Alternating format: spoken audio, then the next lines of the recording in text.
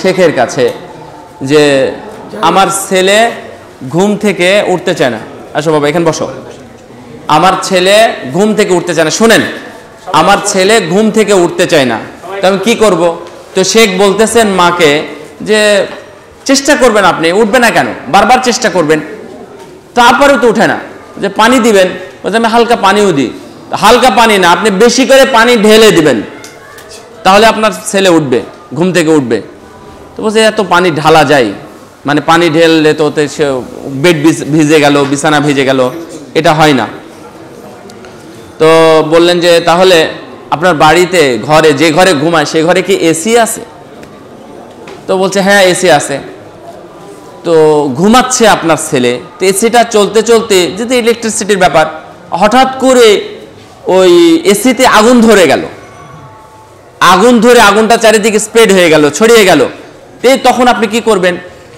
তখন তো আমি আমার ছেলেকে ঘুম থেকে জাগাবো।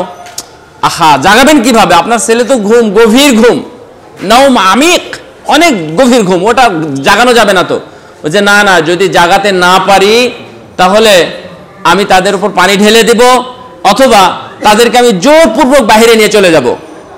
কেন? যদি আমি না নিয়ে যাই তাহলে তো ওই আগুনে একসময় ছড়িয়ে তার বেডে ধরবে এবং তার শরীর সব পুড়ে যাবে। আগুন থেকে বাঁচানোর জন্য হলেও অন্তত আমাকে তাকে ঘর থেকে বের করতে হবে, তাই না? তখন শেখ বললেন যে হ্যাঁ আপনি চমৎকার বলেছেন, কিন্তু পার্থক্য হলো আপনি আপনার সন্তানকে বাঁচানোর চেষ্টা করতেছেন এই দুনিয়ার আগুন থেকে। কোথাকার আগুন? এটা দুনিয়ার আগুন।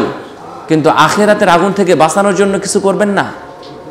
আমার বাবা, আমার বড় ভাই আমাকে পড়ানোর সময় একদিন, প্রতিদিন নিষেধ করেন, মাঝে মাঝে শুনি, মাঝে মাঝে শুনি না। তো একদিন ফজর পরে ঘুমিয়েছে, ফজর পরে ঘুমানো নিষেধ আর কি, মানে আমার ঘুমানো নিষেধ। তো একদিন, তখন আমি ক্লাস 8-এ পড়ি, তখন এক বালতি পানি, তখন আমি মাদ্রাসায়, এক বালতি ফুল ভর্তি, প্রায় 14-15 লিটারের পানি, পুরো বালতি পানি আমার শরীরের উপর ঢেলে দিয়েছে। কাঁথা ছিল, লেপ ছিল, বালিশ ছিল, যা ছিল সব ভেজে গেছে। এরপর থেকে আমি আর কোনোদিন ঘুমাইনি।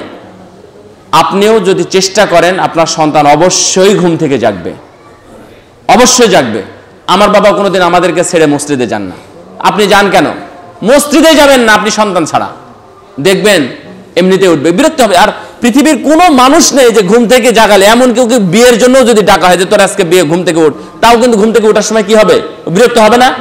তোর আজকে সফর অমুক জায়গাতে যেতে হবে, ফ্লাইটে উঠতে হবে, তারপরেও বিরক্ত হবে ঘুম থেকে উঠতে। ঘুম থেকে কেউ ভালো মনে উঠে না। রাসূলুল্লাহ সাল্লাল্লাহু আলাইহি ওয়াসাল্লাম বলছে পানি ছিটিয়ে দাও, তোমার স্ত্রীদের মুখে পানি এভাবে ছিটিয়ে দাও, সন্তানকে লালন পালন করবেন।